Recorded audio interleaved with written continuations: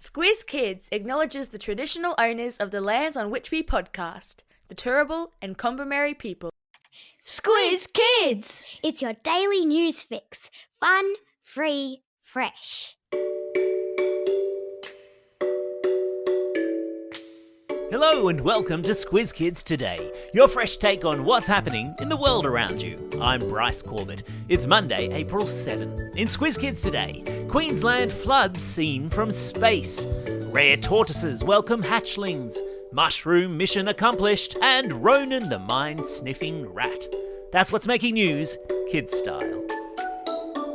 The Lowdown. And we start the week with a stocktake of the floods in outback Queensland, the extent of which is so huge and so devastating that disaster recovery experts were in shock over the weekend. Try to wrap your head around this. After receiving more rain in 4 days than they usually receive in an entire year, enormous parts of regional Queensland are still underwater, with estimates at the weekend suggesting the flooded area is more than 4 times the size of Victoria, bigger than the entire state of New South Wales, and about the same size as the country of Egypt. The floods are so widespread that they can even be seen from space, with NASA images released over the weekend showing the footprint. Experts reckon if the flooding were a country, it would be the 31st largest country on Earth. And while it hasn't attracted the same sort of media attention as, say, Cyclone Alfred did last month, when it barreled down on Brisbane, the impact of these floods is expected to last for weeks as water moves downstream and impacts communities in its path. To all of our Squiz Kids listeners out there in rural Queensland, we're thinking of you and hoping you're safe and dry. So you know how we talked last week about tariffs being introduced by US President Donald Trump? Yes, I know, don't roll your eyes. I know tariffs are about as interesting to you as watching paint dry. But there was a lot of news around on the weekend about the impact the tariffs will have on the price of things like Nike trainers and Nintendo Switch 2 consoles. Aha, so now you're interested. Because Nike trainers are made in countries like Vietnam, the tax that will be applied to them when they are shipped into the US for Americans to buy at their local Foot Locker means they will be up to $20 more expensive. And Nintendo pressed pause over the weekend on shipments of Switch 2 consoles into the United States as it weighed up how much more expensive the consoles will be for American gamers after tariffs are applied. It's called global economics, people, and you can thank me for introducing your little brains to it when you turn 20.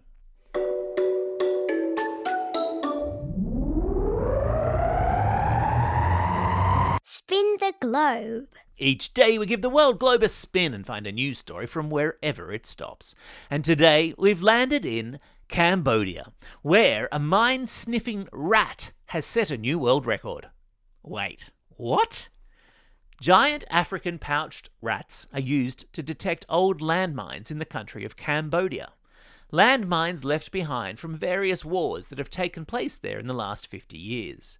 They do it by sniffing out the landmines, which are then cleared by bomb disposal experts.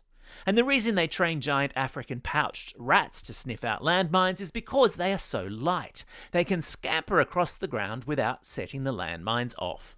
So clever. On Friday, Ronin the landmine hunting rat was rewarded for breaking the Guinness World Record for the most landmines sniffed by a single rat. He's discovered 109 landmines since he arrived in Cambodia to do his very important work 4 years ago. Hope he got a big whack of cheddar cheese to celebrate.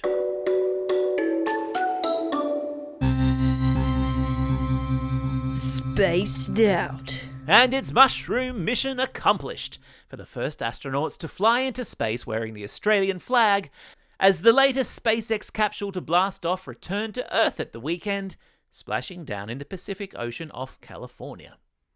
Now remember last week how we talked about the historic mission, which would take a bunch of private citizens into orbit over the North and South Pole, and how one of the experiments they'd be performing whilst up there was to see where the mushies grow in space.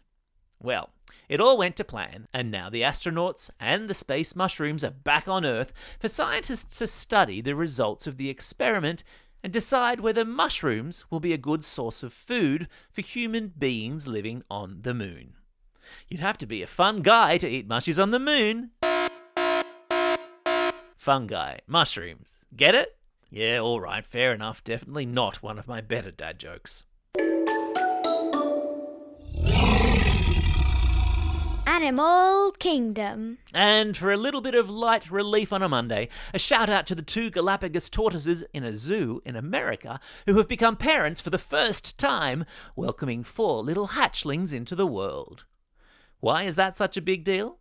Because they are both over 90 years old, which is a long time to wait to become parents. I mean, it's hard enough to do it in your mid-30s. I can't imagine having to chase toddlers around at the age of 90. Slow and steady wins the race, I guess. It's a big win for Galapagos tortoise conservation efforts, introducing 4 more of the endangered species into the world.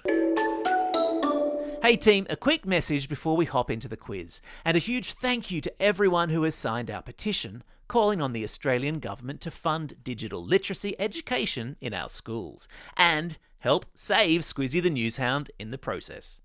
We hit the 10,000 mark signatures over the weekend, but I really want to hit 20,000 by the time the election rolls around in just under a month. So, if you haven't signed, do me a solid and pop on over to the Squiz Kids website, squizkids.com.au, and add your name to this very important cause. And tell your friends to do it too. Time for the quiz. This is the part of the podcast where you get to test how well you've been listening. Question number 1. In which country is Ronin the rat doing an excellent job sniffing out landmines? The country is Cambodia. Question number 2. The floods in outback Queensland are so big, if they were a country, they would be the what largest country in the world? Would they be A, the 10th largest country, B, the 78th largest country, or C, the 31st largest country in the world? Well done if you said C, the 31st largest country. Question number 3. In which ocean, off the coast of California in the United States, did the SpaceX capsule splash down on the weekend? Well done if you said the Pacific Ocean.